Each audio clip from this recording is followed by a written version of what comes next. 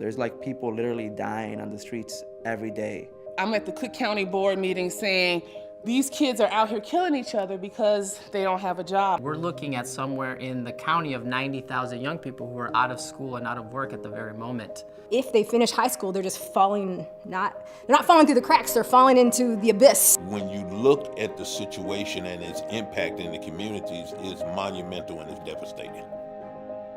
We cannot look at this problem as being what is wrong with them, those young people, right? That they can't find a job or that they engage in violence. What we have to begin is to understand the context for which some of this violence is occurring or some of these conditions of joblessness are occurring. You're looking at communities that have been historically etched in poverty. And unfortunately, again, those are communities that are disproportionately filled with minorities.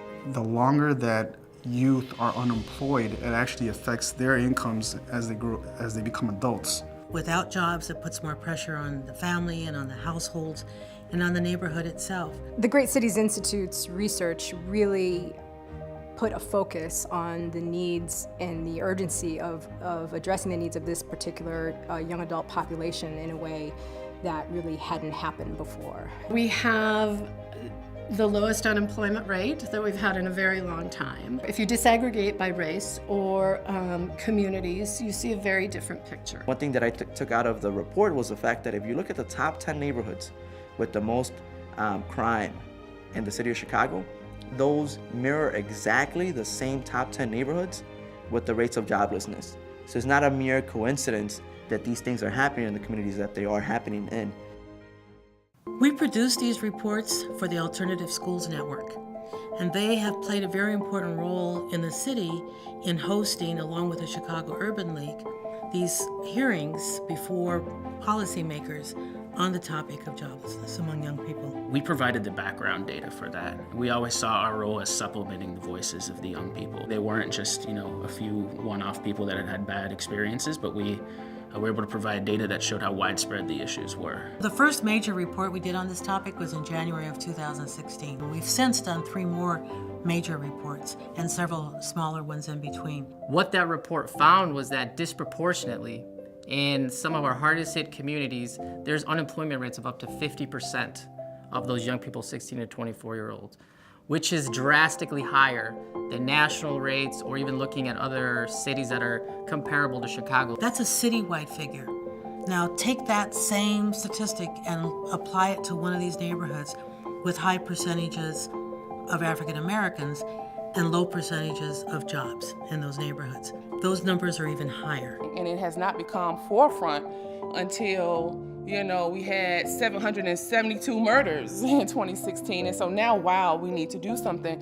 Okay, maybe there is a correlation between all this youth violence and this youth unemployment. And what Great Cities did was just be able to quantify that and be able to put it, the raw stats out there. Great Cities Institute and the Joblessness Report, for a lot of people in the neighborhood that do this kind of work, like me, it was like I told you so moment.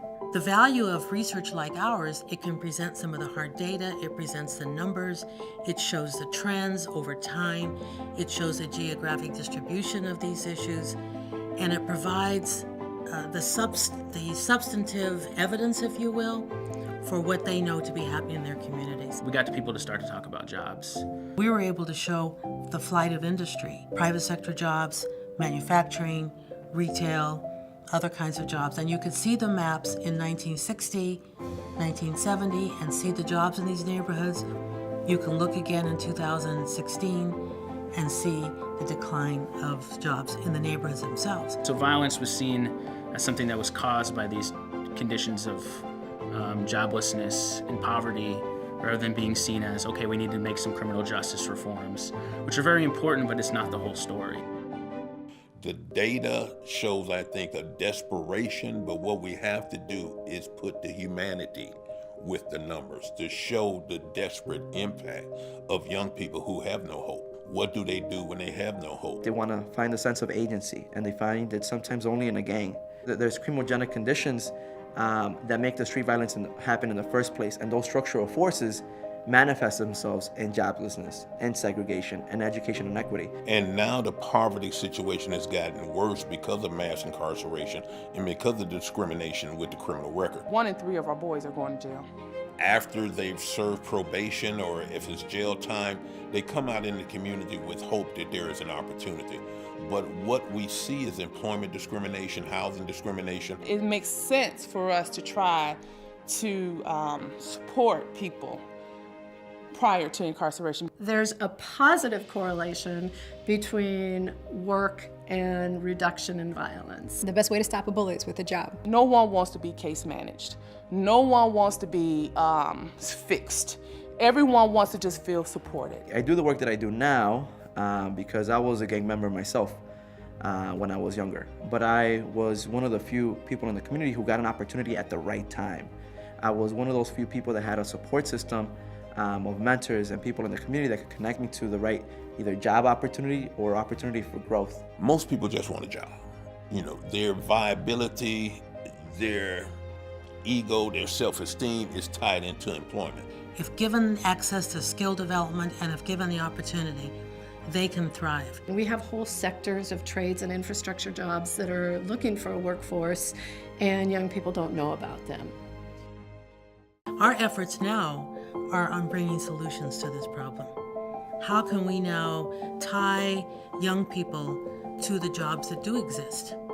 How can we expand their possibilities for employment? Well, Great Cities, in their research, helps us to look at hyper-local solutions. They really are reaching out to folks in the community, and they really are providing timely research using our goals as essential to their goals. All the people that had done work in this far before our research came out, they saw a change in the funding environment to a point where there's more funding available, there's more opportunity for them to provide services. That report in 2016 has really been the catalyst for a lot of the youth work that has been going on in the city of Chicago since then. Many different players have entered into this youth unemployment space that weren't here before.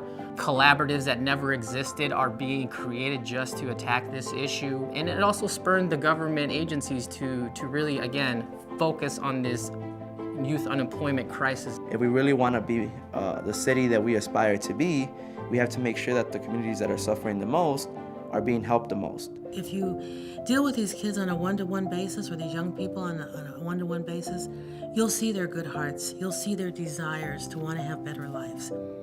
And that's why we have to maximize their exposure, their skills, and their opportunities at the same time that we're providing them opportunities for their own healing and for their own development and expressions of intelligence and creativity. It's not just about downtown, it's about, really engaging and activating all of the talent that we have possible in our city. This makes for a better economy, it makes for a better city, it just makes it better for all of us, right? If we can all be productive and engaged in the great city that Chicago is.